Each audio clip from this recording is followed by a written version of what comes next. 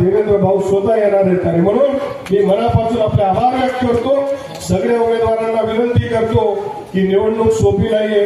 कारण आपल्याकडे आता माहिती आहे की महापूर आपल्याकडे मागच्या काळात आला, तसा आता पैशांचा महापूर येईल, गुंडगिरी होईल, सगळ्या पद्धतीचा चुकीचा प्रयोग त्यांचा करण्याचा प्रयत्न करतील. धुळे शहराला ते लोक विकासाच्या मार्गावर जाऊ देणार नाही. धुळे शहराला शिरवायचं, भांडण लावायचं, आपसात मतभेद तयार करायचे, जाती जातीमध्ये धर्मामध्ये विष तयार करण्याचं काम हे करतील.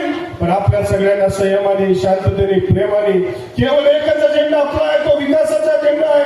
त्या विकासासाठी ज्या गावामध्ये आपला जन्म झाला आहे, ज्या मातृभूमीसाठी, ज्या कर्मभूमीसाठी आपल्या सगळ्यांना एकत्रित व्हायचंय आणि त्या विकासाचा अजेंडा घेऊन आपल्या सगळ्यांना कष्ट करायचंय.